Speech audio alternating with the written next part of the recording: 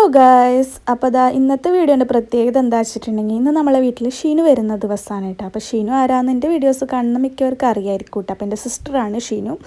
അപ്പോൾ ഇന്ന് ഇതവിടെ ഫുള്ള് ചിക്കൻ്റെ പരിപാടിയാണ് കേട്ടോ ഗൈസ്. ഉമ്മ അതവിടെ ചിക്കൻ എടുത്തിട്ട് കായം പറട്ടി വെക്കുന്നുണ്ട്, പിന്നെ കുറച്ച് ചിക്കൻ കഴുകി വെച്ചിട്ടുണ്ട് കേട്ടോ. അപ്പോൾ അതെന്തിനാന്ന് നിങ്ങൾക്ക് മനസ്സിലായിട്ടുണ്ടാവും, ബിരിയാണി വെക്കാനാണ് ഗൈസ്.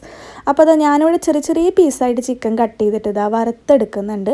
അപ്പോൾ അതെന്തിനാന്ന് വെച്ചിട്ടുണ്ടെങ്കിൽ നമ്മളൊരു തട്ടിക്കൂട്ട് ഷവർമ ഉണ്ടാക്കാൻ പോവാണ് കേട്ടോ ഗൈസ്. വെറും തട്ടിക്കൂട്ട് ഷവർമ എന്ന് ഇപ്പോഴേ പറയുന്നു, ആരും നല്ല ഹൈപ്പൊന്നും വെക്കണ്ട. അപ്പോൾ അതവിടെ ഒരു 3 മുട്ട പുഴുങ്ങാനും വെക്കുന്നുണ്ട്. അതെന്തിനാന്ന് നമുക്ക് വഴിയേ പറയാം. പിന്നെ അതാ ഗൈസ്, ഉമ്മാൻ്റെ നല്ല കുറുകിയ ചിക്കൻ കറി ഇവിടെ റെഡി ആയിട്ടുണ്ട് കേട്ടോ. നല്ല ഉരുളൻകിഴങ്ങൊക്കെ ഇട്ട് വെച്ചത്.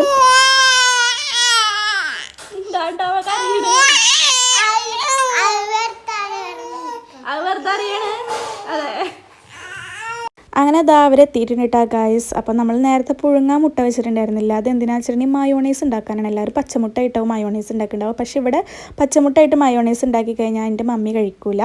അപ്പോൾ അത് കാരണം കൊണ്ട് നമ്മൾ പുഴുങ്ങിയിട്ട് ഉണ്ടാക്കാമെന്ന് വിചാരിച്ചു.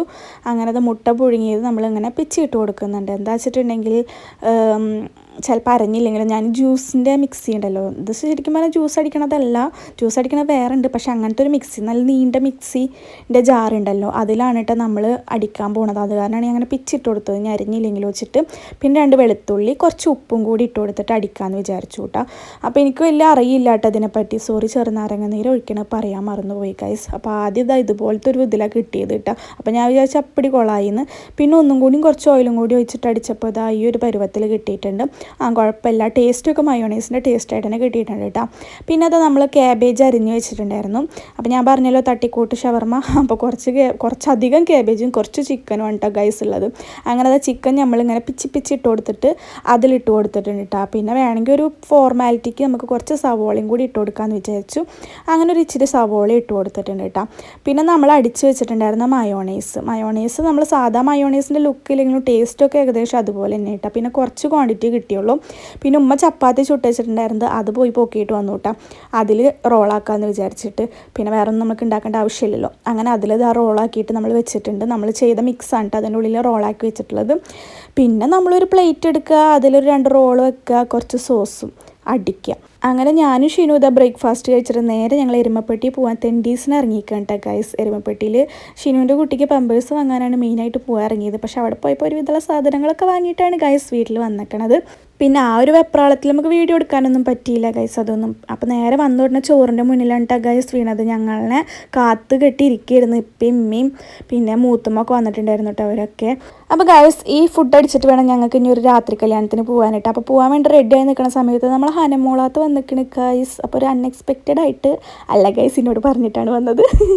അങ്ങനെ അവൾ വന്നപ്പോൾ കുറച്ച് നേരം അവളായിട്ട് സ്പെൻഡ് ചെയ്തിട്ട് ഞങ്ങൾ നേരെ കല്യാണത്തിന് പുറപ്പെടാൻ നിൽക്കുകയാണ് കേട്ടോ ഗൈസ്. അപ്പോൾ നമ്മൾ ലുട്ടാപ്പ് ഗൈസ് ഇവിടെ ഇങ്ങനെ ഇരിക്കണുണ്ട്. അപ്പോൾ മൂപ്പരാൾ ഫോൺ അങ്ങോട്ട് തുറന്നിട്ടുണ്ടെങ്കിൽ പിന്നെ തീരെ ഫോണിലേക്ക് നോക്കില്ല ഗൈസ്. ആദ്യമൊക്കെ ഒരു കൗതുകത്തിലേൽ നോക്കിയിരുന്നു, ഇപ്പോൾ അതും ഇല്ല കേട്ടോ. അപ്പോൾ ഞങ്ങൾ എരുമപ്പെട്ടി വരെ ഓട്ടോയിലാണ് കേട്ടോ പോകുന്നത് ഗൈസ്. അവിടെ നിന്ന് ബസ്സിൽ പോകാനാണ് കേട്ടോ. അപ്പോൾ വടക്കാഞ്ചേരി ഓട്ടുപാറയിലാണ് കേട്ടോ ഓഡിറ്റോറിയം ഉള്ളത്.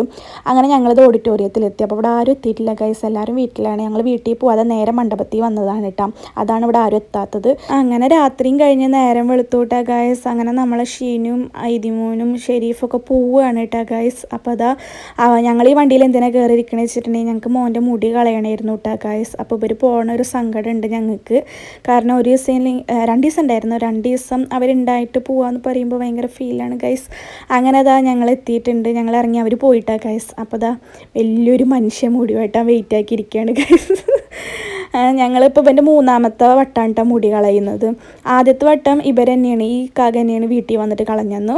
പിന്നെ ഞങ്ങൾ ഇതുപോലെ ഇവിടെ വന്നിട്ടാണ് കളഞ്ഞത്. ഇപ്പോൾ 3ാമത്തെ പ്രാവശ്യവും ഞങ്ങൾ വീട്ടിൽ വന്നിട്ടാണ് കേട്ടോ കളയുന്നത്. അല്ല വീട്ടിലല്ല, മീൻസ് ഷോപ്പിൽ വന്നിട്ടാണ് കേട്ടോ കളയുന്നത്. അപ്പോൾ മൂപ്പരാൾ ഭയങ്കര ഉറക്കമാണ് കേട്ടോ ഗൈസ്. ഉറങ്ങിയത് എന്തോ ഒരു ഭാഗ്യം. കാരണം ഉണർന്നിരിക്കുകയാണെങ്കിൽ ഞാൻ ഒന്നിനും സമ്മതിച്ചിരുന്നില്ല. ഉറങ്ങിയ കാരണം കൊണ്ട് നല്ല സ്മൂത്തായിട്ട് കാര്യങ്ങൾ കഴിഞ്ഞു. അപ്പോൾ മൊട്ടച്ചനാവാൻ പോവാണ്. അപ്പോൾ ഒരു 3 മാസമല്ല 2 മാസമായിട്ടുണ്ടാവും കേട്ടോ അവൻ്റെ മുടി കളഞ്ഞിട്ട്. കാരണം നല്ല മുടി വന്നിരുന്നു, നല്ല രസമുണ്ടായിരുന്നു കേട്ടോ കാണാൻ. അങ്ങനെ വീട്ടിലെത്തി ചോറൊക്കെ കഴിച്ചു. അപ്പോൾ അത്രയേ ഉള്ളൂ കേട്ടോ. നമുക്ക് ഇനി അടുത്ത വീഡിയോ ആയിട്ട് കാണാം. Bye bye.